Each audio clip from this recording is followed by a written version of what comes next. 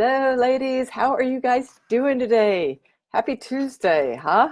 I hope your week has started out really fabulous. If you would, just say hi when you jump on so I know you're here. And I'm not just talking to myself, which does happen. I'm also kind of talking to my cat right now. She will, I'm sure, jump over here because she thinks that the only thing I do is talk to her. Um, so while I'm waiting for everyone to jump on, I just wanted to say thank you guys for jumping in on Sunday. Habits are not always the favorite thing for people to talk about. Like if you think about the idea of changing a habit, it's kind of like, it either sounds like it's not going to be any fun or it's going to be really hard. What are some of the, hey, Pamela, some of the other things that people think that habit changes? Hey, Shelly, thanks for jumping in. I was just saying that some of the reasons that people kind of avoid the whole week around habits is that they find that in their head, they think that habit change is either going to be super difficult, it's not going to be any fun, or they're going to have to get rid of all the things that they consider fun. So there's a whole lot that goes into the mindset around habit shifts. So for those of you who have stuck with it and you're rocking and rolling and doing the whole thing and went through the habit sheet, I'm super proud of you. So thank you. The questions I had today were fairly minimal. Once again, I think that people get really quiet when they think that we're going to take away all the fun. But if y'all have any questions, just go ahead and post them. And in the meanwhile, I will let you know what a couple of things were that people asked. One of the things that people asked was I had talked about you either are adding a habit in your world or taking away a habit. And neither one is better or worse, right? Like it doesn't matter. Like you could be adding the habit, adding a habit could be adding a consistent workout. Taking away a habit could be taking away eating fast food. So like both of those things are just as important. So it really doesn't matter what you want to do, whether it's add or subtract. It's just picking that habit. And so in the habit shifting sheet this week, one of the things that I talked about was that find like 3 things that you could change. Hey, Nada, how are you? So just pick out like 3 things that you could make a change on. And don't go like all in. Don't go huge. Don't go big. Don't go like, I'm going to quit eating junk food. I'm going to start working out every day. And I'm going to, I don't know, move, whatever. Give me an idea. So don't go like really big, really quick.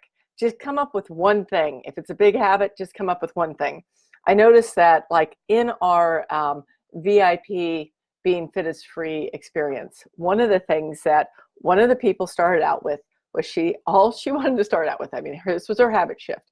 And I'm not making fun, believe me. She wanted to drink more water. That was her thing. She was like, that's the habit I am working on. And so what's happened is over the last 4 weeks, 5 weeks now, she has been concentrating on that habit. She's done everything. She's created her own triggers that allow her to, jump in there and do the habit consistently. She's, she's doing it.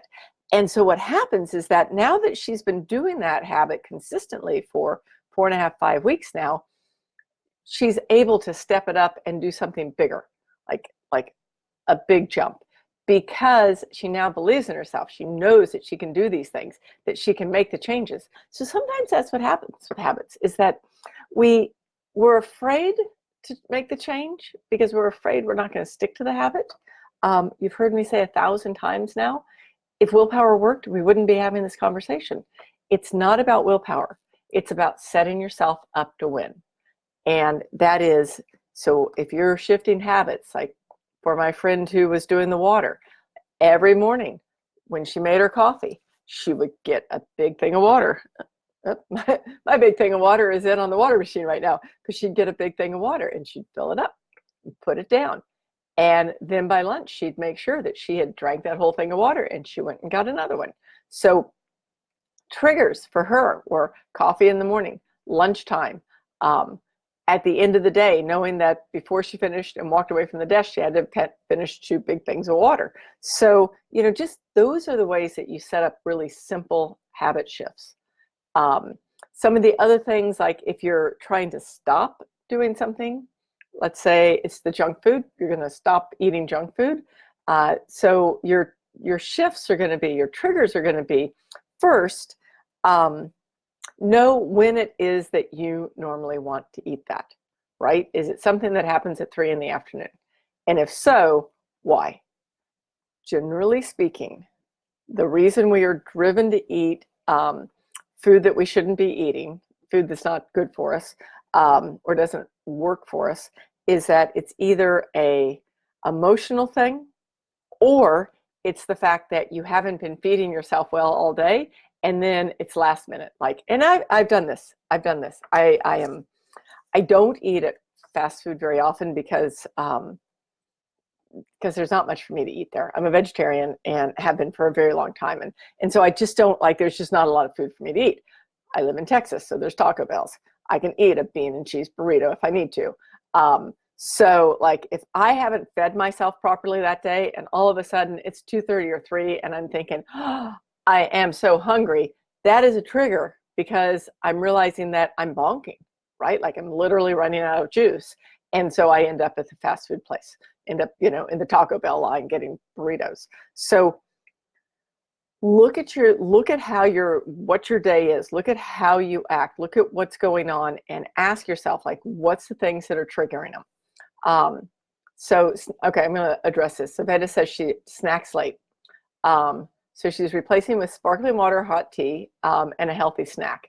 Oh, wow, you do your work really late, 11 p.m. to 2 a.m.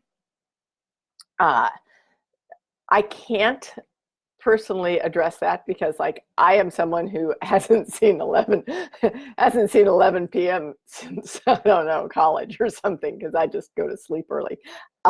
So I would tend to say I truly agree. I like replacing it with the sparkling water. I like replacing it with hot tea.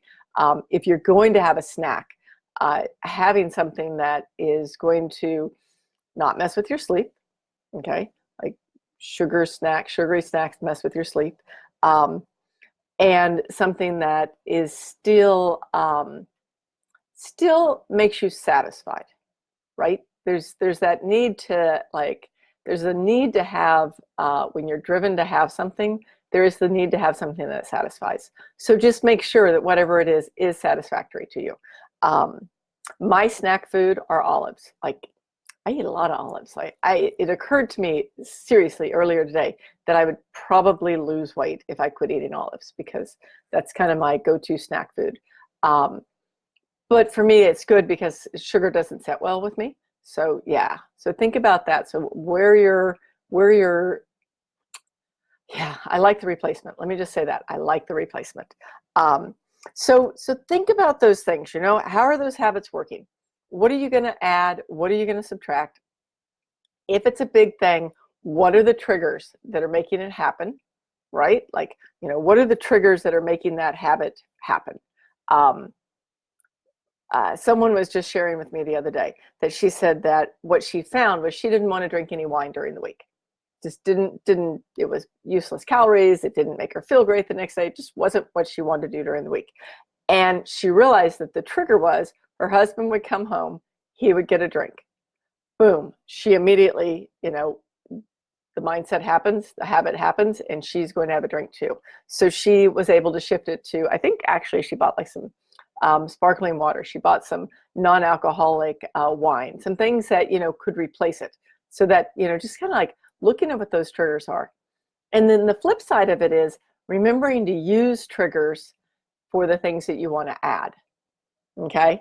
Because that's what habits are. Habits are triggers, right? So our habits that we're removing, find the triggers that drive them and remove those triggers, or be aware of those triggers. And then for the habits that you want to add, find triggers that will help. I think I mentioned this the other day, if what you wanted to do was a micro habit where you're doing, let's say, calf raises while you brush your teeth, then you're already set to brush your teeth. I mean, pretty sure that's like an ingrown habit in all of us. So use that habit to trigger the other habit. So start finding things that you already do, or create something like my friend who, coffee, making coffee means get the jug of water out. Another friend of mine, making coffee means do push-ups. Like she does push-ups on her kitchen island while the coffee is brewing. So you can use triggers either way, as something to remove or something to add. All right, questions? Any questions, ladies? And if there are not any questions right this second, while you guys think of all your questions, I'm going to tell you what we've got a challenge coming up. So I don't know if you saw the post today, but actually there's two things I want to tell you. One of them is, and let me double check the date, on October 25th, Michelle Dreilich is joining us, and she's going to do a special live with me. I think we're going to do actually an interview. And Michelle's a big thing. Like, she's a big deal. She is the CEO of Destiny Well, and Destiny Well does a lot of home like testing. So I use them when I want to get, I'll do my home testing, like blood work, about twice a year, just to see where everything stands, make sure, everything's like in alignment. She's CEO of that company. She also just started a new company called Ageless LX. And Ageless LX does two things. One of them is it does have a supplement. And I know I said somewhere in the group, someone asked me, are we going to be selling supplements at the end? And I said, nope. We're not selling supplements, but she does have a supplement, and I will definitely link to it because I use it. And I'm actually one of her guinea pigs when they started the supplement this year. And what it does is it's something that helps build muscle, especially in women, because I have found, I am the person who refuses to admit that, age does anything. But if we were just having a conversation, I would tell you that I've noticed that I don't build muscle as easy as I used to. Like working out at the gym, I have to work longer and harder for the muscle mass I have. So Ageless LX has helped with that. So neither here nor there, because it's not a sales pitch, but I just wanted you to know what she's up to. The other thing that she is she's a master dietitian nutritionist. So she is a big deal, and we've got her on hang on, I'll give you the time even. It is 2 to 3 Central Standard Time on the 25th, which is a Friday. The other thing is, and since y'all are on here, you get to hear this and no one else knows yet, is that on the 21st, which is next Monday, from next Monday to next Thursday, next Friday, we're doing a challenge. It's a 5-day challenge.